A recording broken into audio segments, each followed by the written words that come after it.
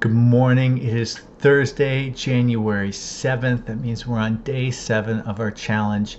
I'm going to take just a bit of a detour and talk about something I think is pretty important right now. Just reflecting on yesterday's events and really a lot of what 2020 has been like. I want to talk about anger. I'm going to talk a little bit at the end here about how our meditation practice can help us. I want to talk about the roots of anger and some of the stories we tell ourselves that really drives this. I try to be pretty gathered and collected, and I have a pretty clear outline in my head of what I want to talk about in these videos, and one might be a little bit more bouncing around, but I'll do my best to try to keep this as concise as possible. I think the first thing that's important about anger is to recognize it's a secondary emotion. Well, what does that mean? It means anger is not the first thing that happens, it's the result of something. I think about getting cut off on the road and having that split second of adrenaline when we have to adjust the car quickly. That's fear, right? It's our fight or flight experience or mechanism kicking in. And then the second I realize I'm safe, I can feel anger arising in me. So fear leads to anger. Loss leads to anger. How many of us have been fired from a job or gone through a painful breakup, and that initial sorrow and feeling like something important was taken away from us is then followed by rather intense rage. I think anger is a really important red flag that something is going on, that we need to peel that layer of the onion back and look at very carefully. Our meditation practice is absolutely central to our ability to do this. The type of meditation we teach here at New Leaf is a concentration-based awareness practice, sort of in the family of mindfulness. And really specifically what we teach is a derivative, almost a simplified version of Zazen, Zen Buddhist meditation.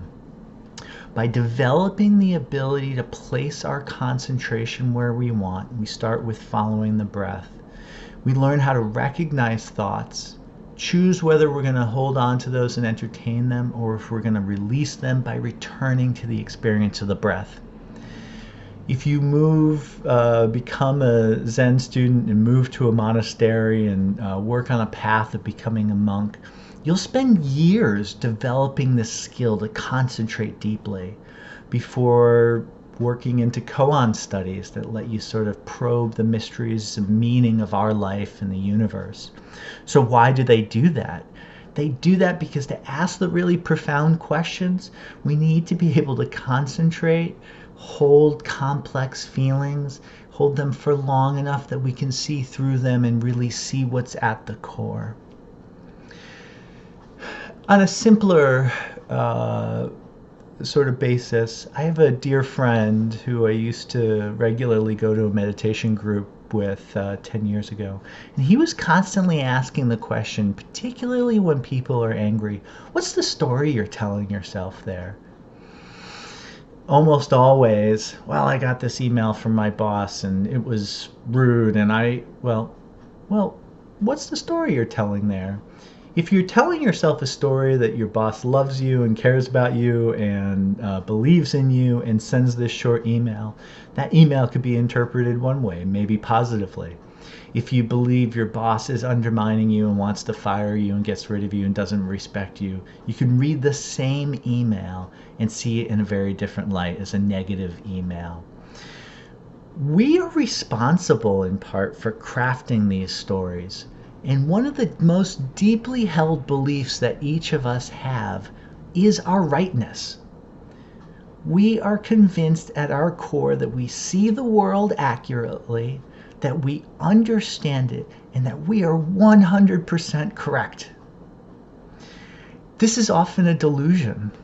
The Buddha tells a story of a king who calls in several blind people and has each of them touch a different part of an elephant and then asks them what it is. The blind man who held the leg of an elephant thought it was the trunk of a massive tree. The blind man who held the tail of the elephant thought it was a snake, so on and so forth. They all had an incomplete picture, and yet were completely convinced they knew what was going on. We're like that, the way that we operate in the world. Another reason I think anger is such an important red flag is, yes, there's something there that we need to peel back and look at what's driving it. And the reason that's so vital is emotion drives behavior. Many of you know I'm a doctoral student in a developmental psychology program. Specifically, I study habit formation, but that happens in the broader context of behavior change. And what drives behavior? Emotions. Politics is uniquely centered around creating anger in us. We have fear that something is being taken away or that people we care about are being hurt. We're absolutely convinced our side is right and the other side is wrong. And I'm not saying anything about one side or the other.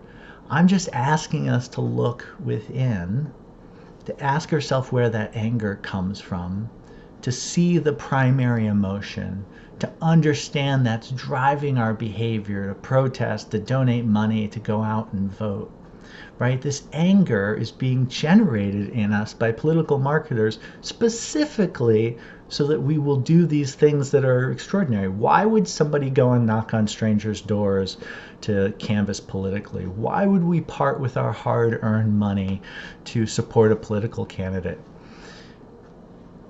Because we have very strong beliefs and very strong emotions around these things. So I'm not saying emotions don't have an important role or politics don't have an important role in our society.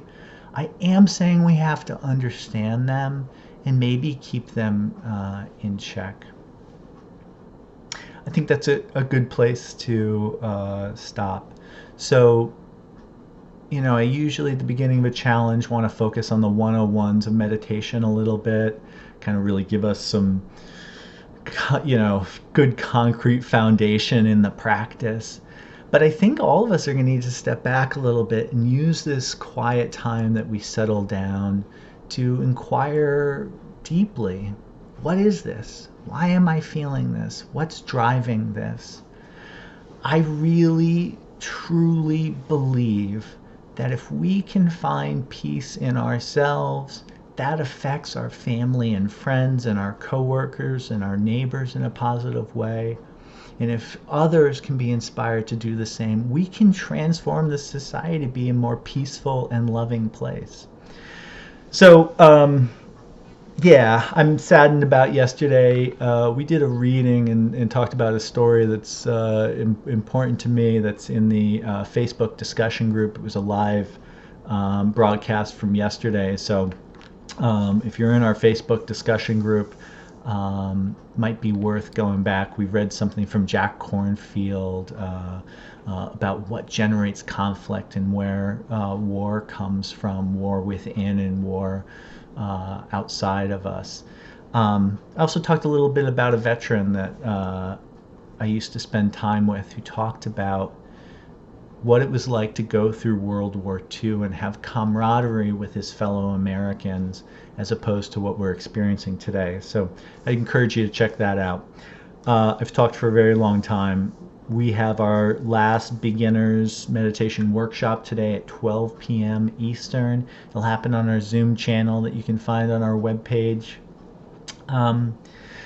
Of course, if you can't make that, please reach out to us. We've got 41 volunteer meditation instructors in New Leaf who are happy to spend one-on-one time helping you get started.